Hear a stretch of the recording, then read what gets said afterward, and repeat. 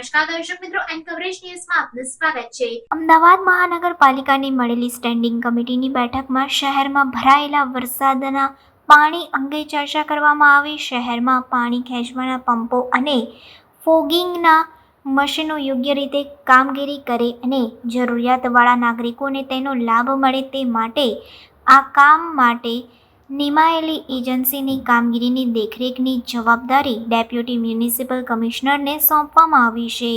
નિકોલ વિસ્તારમાં આવેલ મધુમાલતી આવાસ યોજનામાં દર વર્ષે જળબંબાકારની સ્થિતિ થાય છે તો તેનો કાયમી ઉકેલ લાવવા સૂચના આપવામાં આવી છે। સ્ટ્રીટ લાઇટો બંધ હોવાની પણ ફરિયાદ મળી છે, ત્યારે આ અંગે પણ જરૂરી કાર્યવાહી કરવા સૂચના આપવામાં આવી છે। વરસાદ પડ્યો ત્યારબાદ તંત્ર દ્વારા ઝડપથી તેનો નિકાલ કરવા માટેની કાર્યવાહી કરવામાં આવી।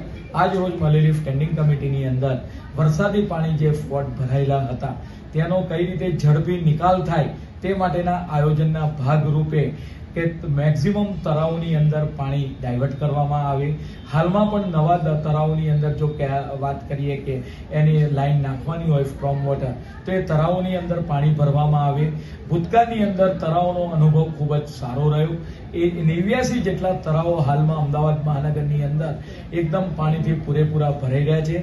ગ્રાઉન્ડ લેવલમાં એ પાણી ધીમે ધીમે ઉતરતા જાય છે, પરિણામે વોટર લેવલ પણ જમીનની નીચે હાલમાં મહાનગરની અંદર વધી રહ્યું છે। આવી રીતે વરસાદી પાણીનો આવતા સમયગાળા દરમિયાન ક્યાં ક્યાં નિકાલ થઈ શકે અને જમીનની અંદર સીધું ઉતારી શકાય એ માટેની ચર્ચા કરવામાં આવી છે। તદુપરાંત જે કેચપીટોની સફાઈ છે, કેચપીટોની સફાઈ કરવાથી તમામ પાણી એ જમીનની અંદર તળાવની અંદર પહોંચી જતું હોય છે, ખંભાથી કૂવાની અંદર પહોંચી જતું હોય છે। તો કેચપીટની પણ સફાઈ થાય અને કેચપીટની સફાઈની સાથે સાથે જે પણ કચરો નીકળે, પ્લાસ્ટિક નીકળે, આ તમામ વસ્તુ એની સાથે જ ઉપાડી લેવામાં આવે, જેથી ફરી વરસાદી પાણી આવતા એ પાણી ફરી પાછું આપણે કચરો કેચપીટમાં ન થાય એ બાબતની જરૂરી આપણે વાત તાકીદ કરવામાં આવે છે। તદુપરાંત ખારીકટ કેનાલ છે, નરોડા માટે એક આશીર્વાદ પુરવાર થઈ છે, પરિણામે કેનાલમાંથી આ વરસાદી પાણી છે એ આગળ જાય છે અને એને પરિણામે આપણે વાત કરીએ કે તેના પરિણામ ખૂબ જ પૂર્વની અંદર પણ સારા મળે છે। તદુપરાંત જે મધુમાલતીનો જે કિસ્સો છે એનું પાણીનો કઈ રીતે નિકાલ કરવામાં આવે અને આ પાણી સિંગરવા તળાવની અંદર એક લાઈન નાખીને ડાયવર્ટ કરવામાં આવે તો એ કાયમી સમસ્યા હલ થવી છે। વટવાની અંદર સ્ટ્રોમ વોટર લાઈન પાઇપ નખાયેલી છે, પરિણામે ત્યાં આગળના જે 3 તળાવો આવેલા છે આ 3 તળાવોની અંદર આ વરસાદી પાણી જો ડાયવર્ટ કરવામાં આવે તો આપણે વાત કરીએ કે વટવા વોર્ડની સમગ્ર સમસ્યા દૂર થાય છે। મહાનગરની અંદર વરસાદને પરિણામે 18 જેટલા લાઇટ પોલ એ આપણે વાત કરી કે પડી ગયા હતા, તેને રિસ્ટોર કરવામાં આવશે। તદુપરાંત રાત્રિ સમયગાળા દરમિયાન લાઇટ કોઈ બંધ ના રહે એ માટેના પણ જરૂરી સૂચનાઓ આપવામાં આવી છે। તદુપરાંત આપણે વાત કરીએ કે એફટીપી પ્લાન્ટ જે હાલમાં કાર્યરત છે, જે પંપની કેપેસિટી 50% કરતા ઓછી હશે એફટીપી પ્લાન્ટમાં, તે એફિશિયન્સીને આધારે એનું આપણે વાત રિસ્ટોર કરવામાં આવશે, નવા નાખવામાં આવશે।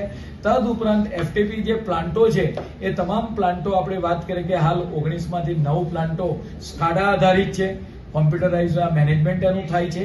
આવનાર સમયગાળા દરમિયાન આ તમામ જે પંપો છે એનું સ્કાડા આધારિત કોમ્પ્યુટરાઇઝ કરવામાં આવે અને એને આધારે કયા પંપ કેટલો સમય ચાલુ રાખવા એનો નિર્ણય લેવામાં આવે।